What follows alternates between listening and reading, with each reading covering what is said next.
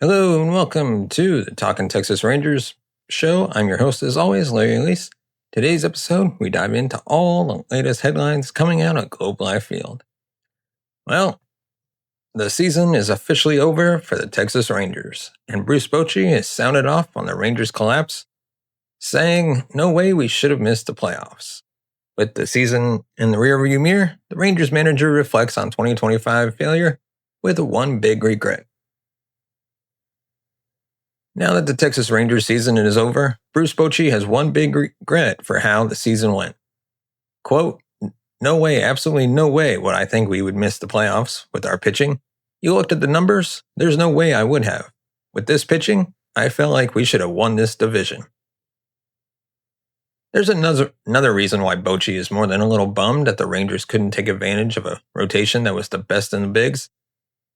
It's unlikely to stick together for 2026. Jacob deGrom, Nathan Eovaldi, former free agent signings are both over 35. Tyler Mahle is 30 and an upcoming free agent. Merrill Kelly is 36 and will likely leave in free agency. Plus, the likelihood of 35-year-old Patrick Corbin returning is not great. Eovaldi had his best season ever, posting a 1.73 ERA and 129 strikeouts in 130 innings before hurting his rotator cuff. Jacob deGrom had his first fully healthy season since 2019 with 172.2 innings, but he's going to be 38 next season. Bochy knows that the team he was handed should have been better than 81-81. It was a strange season that offered more questions than answers. Even with the Texas Rangers team that suffered more than its fair share of significant injuries, the team should have built itself a playoff spot before the injuries hampered them. How did they manage to squander the pitching performance they got is a question the team needs to answer this offseason.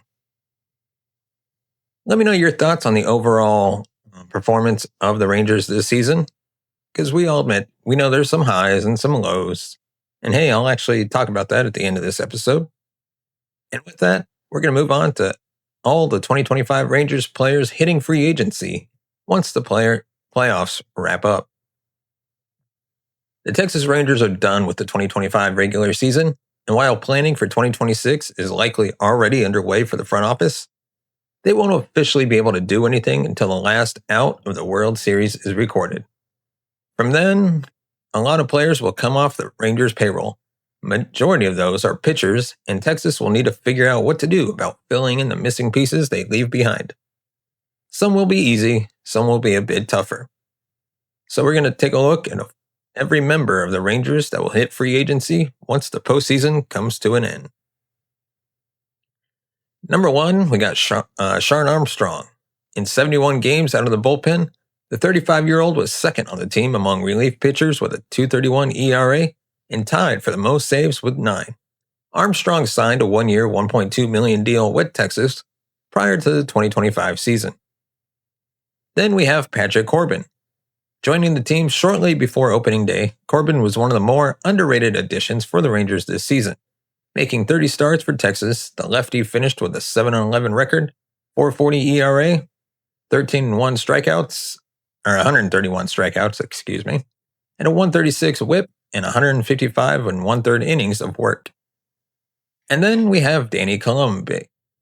Apologies for butchering his name, always mess it up. One of the Rangers' trade deadline acquisitions.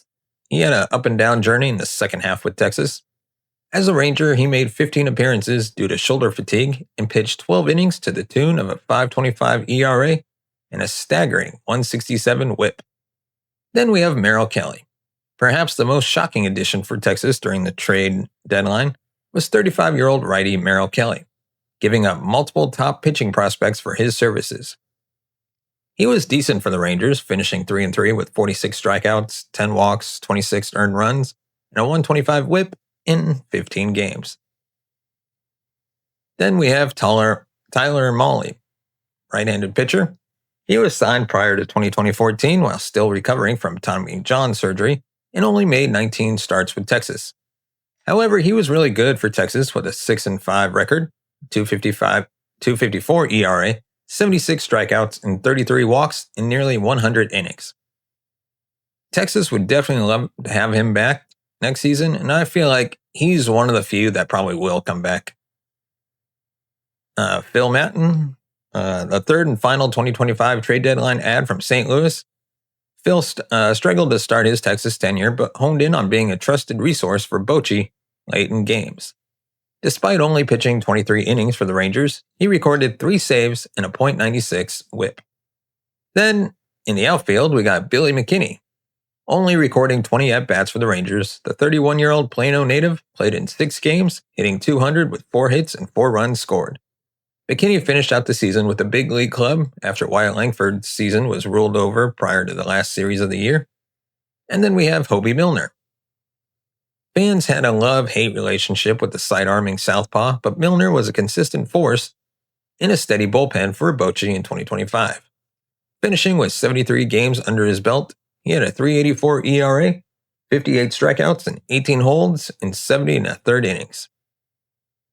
Then, Dylan Moore. Claimed off a waiver from divisional rival Seattle in late August, Moore ended up playing 18 games for Texas and a slash line of .259, .300, .481 with a 781 OPS, 2 home runs, 6 RBIs, and 6 runs scored down the final month of the year. This is another utility player that I could see the Rangers be open to have him returning. But then we have Donovan Solano.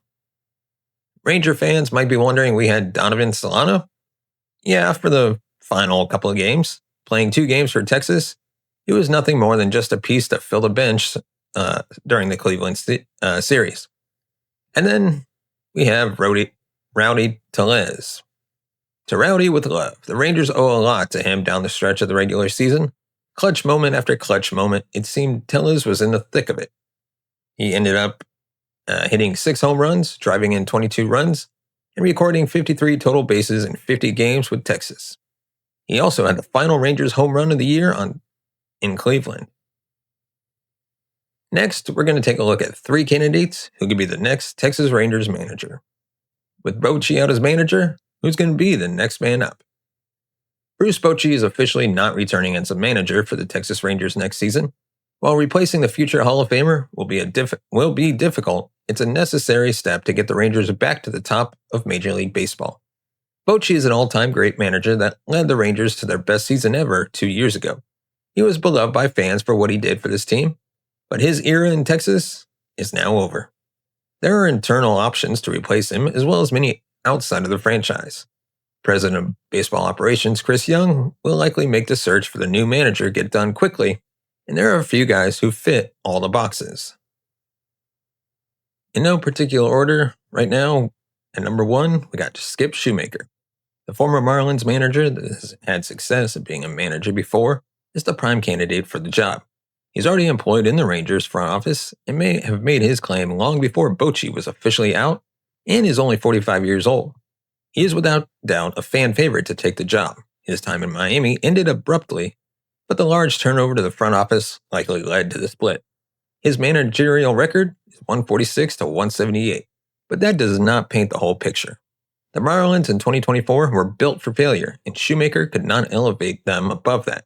His 84-78 record in 2023 is more indicative of who he is as a manager. He's a great candidate to further his coaching career in Arlington while growing with the franchise in its current state. Next, Bob Melvin. Following the season, Melvin was let go from the Giants manager spot. Ranger fans are more than familiar with Melvin after his incredible stint as the Athletics manager from 2011 to 2021. He has the experience that would be handy for the current state of the Rangers roster.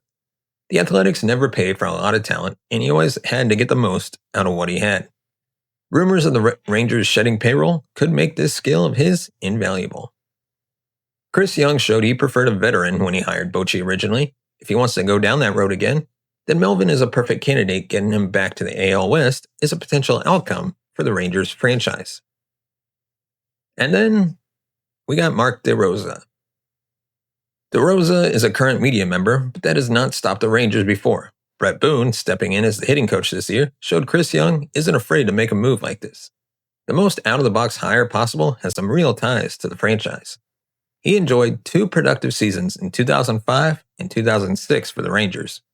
He has the chops to make it as an MLB-level manager, and has had a great showing managing Team USA in the 2023 season. He will return as their manager for the 2026 World Baseball Classic as well. His former 2023 players from 2023 speak highly of him. He has noted that he wants to get back into managing for the 2026 World Baseball Classic and is very excited. If he truly wants to get into managing full time, there are a lot of jobs open, and he will likely get looks at multiple of them.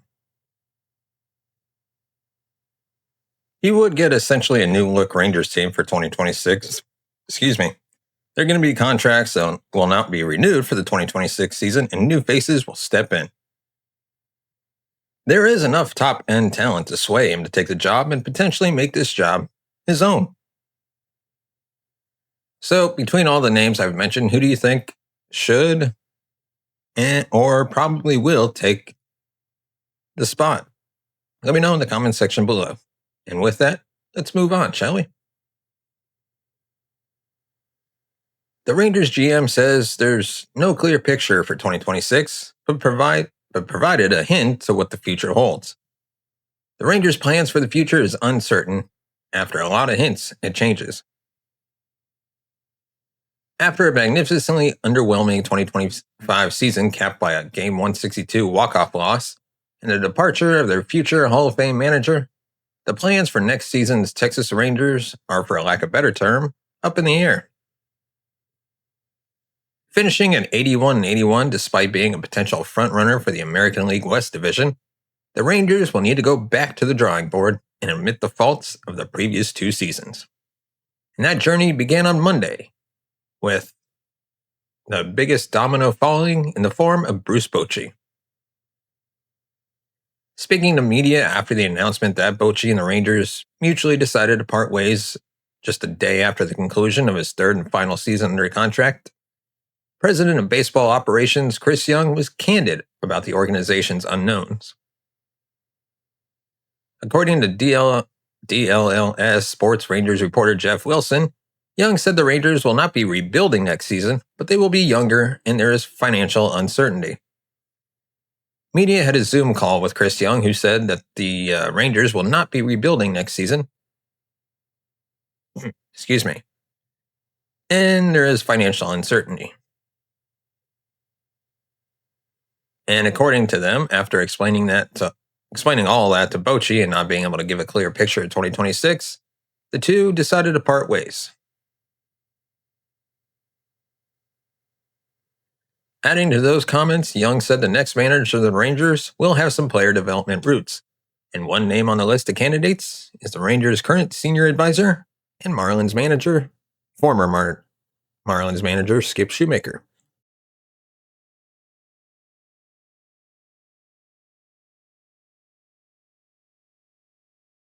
Taking this all into account, one might assume that younger and financial uncertainty might be more formal talk for dumping the older, more contract-heavy talent on the roster.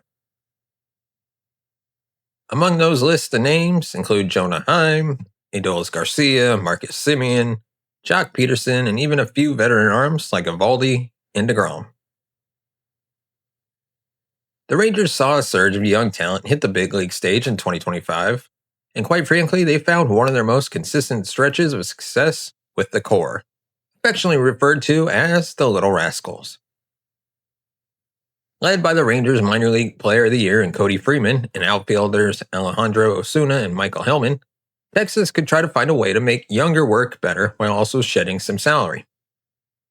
It is, however, important to note that one big R word Young mentioned, they will not be rebuilding, so expect some veterans to stick around.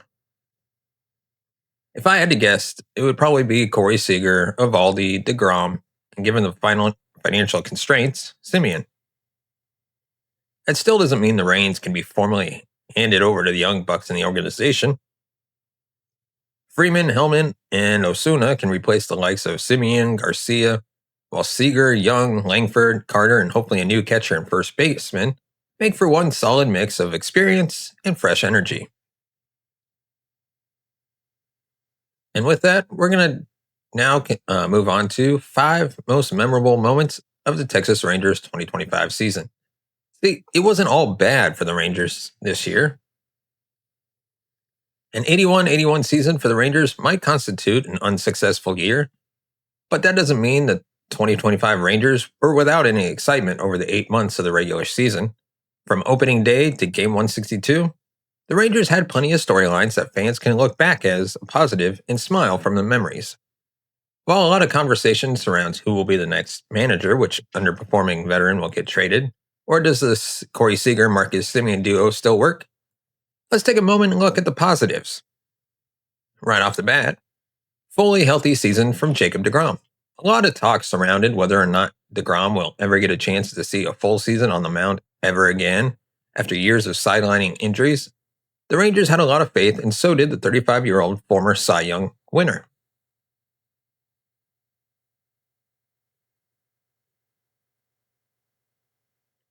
He did exactly that by finishing the season with 30 starts, capping the amazing comeback year with a 12-8 record, 2.97 ERA, 185 strikeouts, 37 walks, and a 196 opponent batting average, in the league's second-best whip, .92, in 172.2 innings. He is just the fourth qualified Rangers pitcher to record a sub-3 ERA since 2000, and the first ever in club history to record a sub-1.0 whip. Next, 16-5 stretch from mid-August to early September. For 21 games late in the year, the Rangers were among the best teams in baseball, and their dominant 16-5 run once narrowed their 8-game division gap to just 2 games with 2 weeks left to play. As a team, Texas went from 63 to 66 entering August 22nd series against the eventual AL Central champion Guardians, and ended that stretch by taking 2 of 3 over the New York Mets on September 14th, finishing with a 79-71 record. It was really one of the only times where they felt together as a full unit.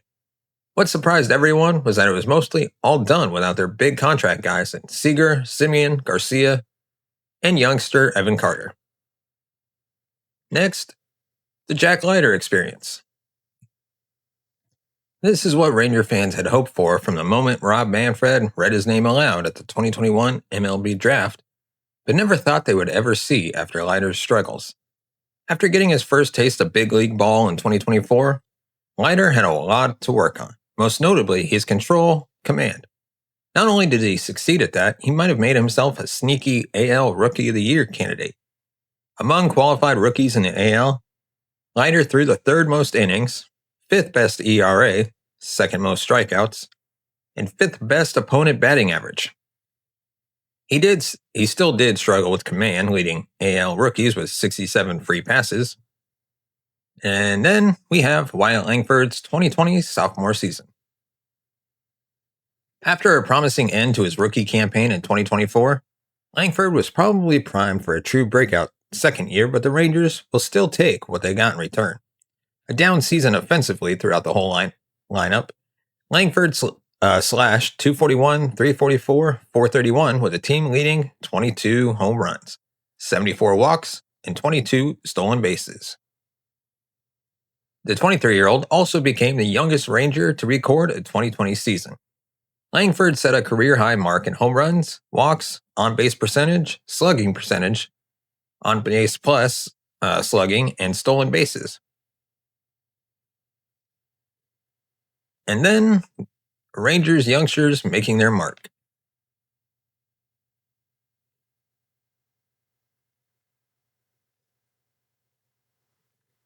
The Rangers' Little Rascals shocked the baseball world late in the season as they orchestrated a 16-5 stretch from August 22nd to September 14th, which included 3 sweeps against the Guardians, Angels, and Brewers. Led by Cody Freeman, Alejandro Osuna, and Michael Hellman, the group scored double digits twice in 12 games of 5 runs or more. In addition, the pitching staff authored 3 shutouts, and Leiter was among his best, going 2-1 in 4 starts. Only allowed 7 earned runs and striking out 29 batters in 23.2 innings. Hellman also had a miracle run, which propelled Texas to that sweep over the MLB best Brewers, which really made that dominant stretch feel like more than just a fluke. Excuse me. With that, let me know your thoughts on all the topics we covered in the comment section below. And let me know, where do you think the Rangers go from here? It wasn't exactly the worst season that they've had, but what do you think they need to do now moving forward? And of course, give us a thumbs up if you like our video, hit that subscribe button down below, hit the bell notification button to be notified of future videos, and if you want to support the channel, you can buy us a coffee at buymeacoffee.com/TTRangers. As always, thank you so much for watching and listening. We will see you next time.